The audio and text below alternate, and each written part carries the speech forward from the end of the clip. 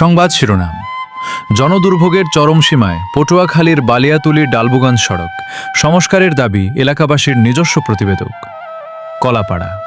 পটুয়াখালীর কলাপাড়া উপজেলার বালিয়াতুলি ইউনিয়নের তুলাতলি থেকে ডালবুগঞ্জ বাজার পর্যন্ত সড়কটি এখন সাধারণ মানুষের জন্য এক মরণ ফাঁদে পরিণত হয়েছে।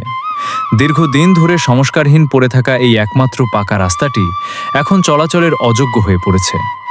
জনদুর্ভোগের চিত্র। সরেজমিনে দেখা যায় রাস্তার বিভিন্ন স্থানে বড় বড় গর্ত আর কাদায় একাকার হয়ে আছে। সামান্য বৃষ্টি হলেই এই সড়ক দিয়ে চলাচল করা অসম্ভব হয়ে পড়ে। অথচ এই একটি মাত্র রাস্তা ব্যবহার করেই তুলাতলি, পখিয়াপাড়া এবং ডালবুগঞ্জ সহ প্রায় 5 থেকে 6টি গ্রামের হাজার হাজার মানুষকে কলাপাড়া উপজেলা সদরে যাতায়াত করতে হয়। বিপন্ন শিক্ষা ও চিকিৎসা ব্যবস্থা। সবচেয়ে বেশি সংকটে রয়েছে শিক্ষার্থীরা।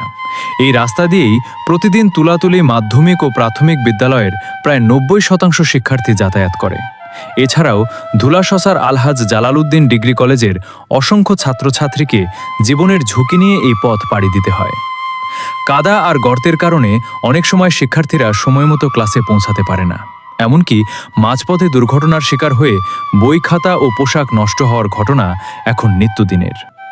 চিকিৎসা সেবার ক্ষেত্রেও এই রাস্তাটি বড় বাধা। বিশেষ করে গর্ভবতী মহিলাদের জরুরি ভিত্তিতে হাসপাতালে নেওয়ার প্রয়োজন হলে এই খানাখন্দ ভরা রাস্তায় যাতায়াত করা অসম্ভব হয়ে পড়ে। সময়মতো চিকিৎসা না পেয়ে অনেক ক্ষেত্রে রোগীর অবস্থা আরও সংকটাপন্ন হয়ে যায়। স্থানীয়দের দাবি। ভুক্তভোগী এলাকাবাসী ও স্কুল কলেজের শিক্ষার্থীদের দাবি। আর কতকাল এভাবে দুর্ভোগ সইতে হবে?